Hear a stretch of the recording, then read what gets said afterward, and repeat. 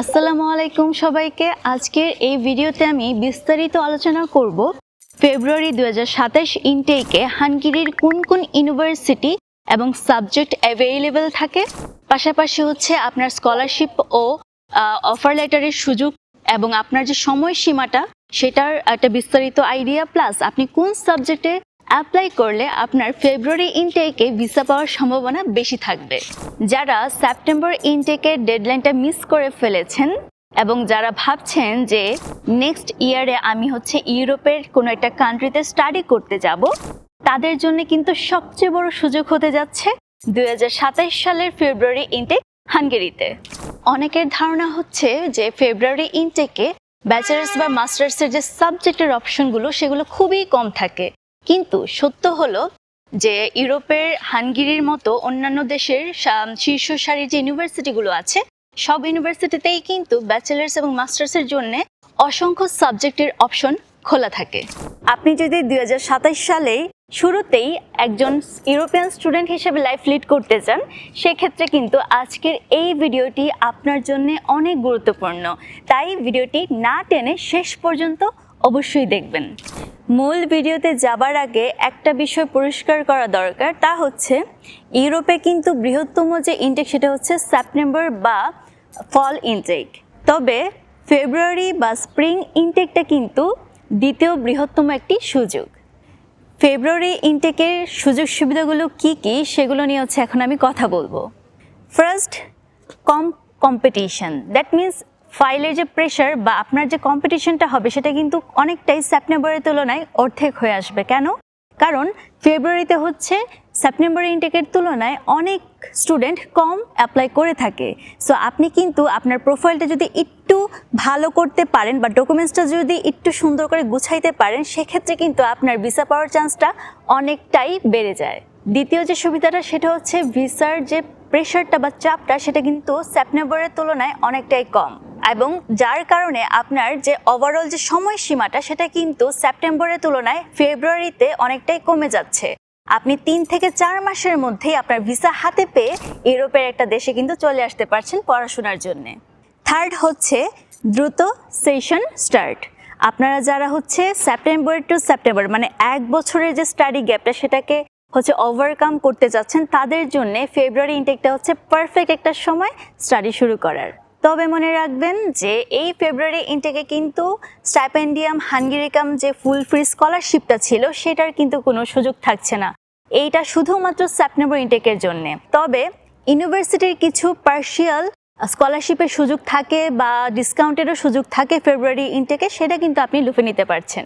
এবার আসুন জেনে নিই এই 27 ফেব্রুয়ারি ইনটেকে হাঙ্গেরির কোন কোন ইউনিভার্সিটিগুলো সুযোগ দিচ্ছে ইন্টারন্যাশনাল স্টুডেন্টদেরকে। ফার্স্টে ইউনিভার্সিটি অফ ডেব্রেসেন, এটি হাঙ্গেরির অন্যতম র্যাঙ্কিং একটা ইউনিভার্সিটি। এই ফেব্রুয়ারি ইনটেকে ওদের health science, IT sector, engineering sector এবং বিজনেস সেক্টরের প্রায়ই মেজর সাবজেক্টগুলো কিন্তু অ্যাভেলেবেল থাকছে।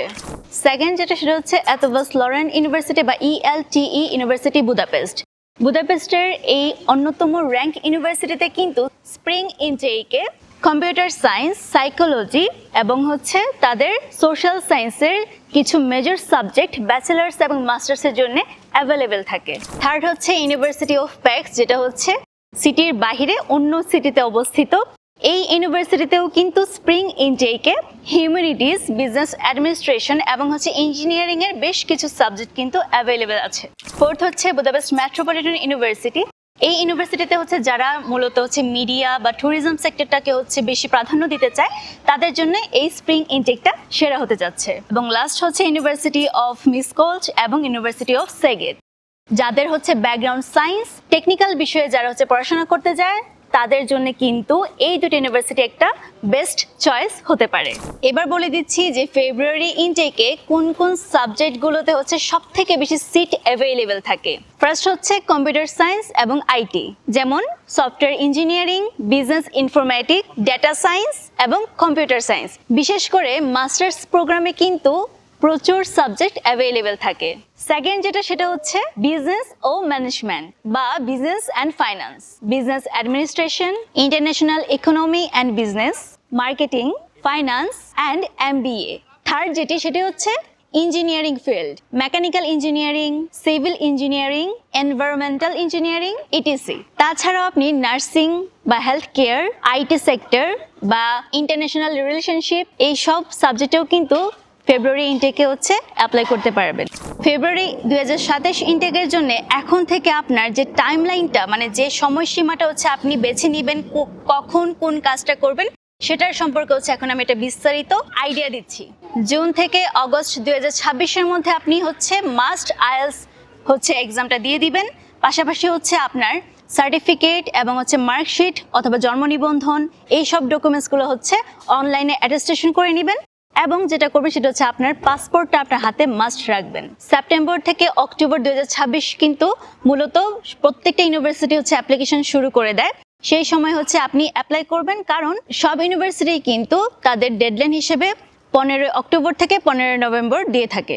নভেম্বর 2026-এ কি করবেন, আপনি ইউনিভার্সিটির যে ইন্টারভিউটা হয় সেটা দিয়ে আপনি আপনার কন্ডিশন অফার লেটারটা হাতে নিয়ে নেবেন। তারপর ডিসেম্বর 2026 থেকে জানুয়ারি 2027-এর মধ্যে কিন্তু আপনি এম্বাসির জন্য সকল ডকুমেন্টস রেডি করে আপনি বিএফএস-এ একটা ডেট নিয়ে ট্রাই করবেন এম্বাসিটা ফেস করে ফেলার।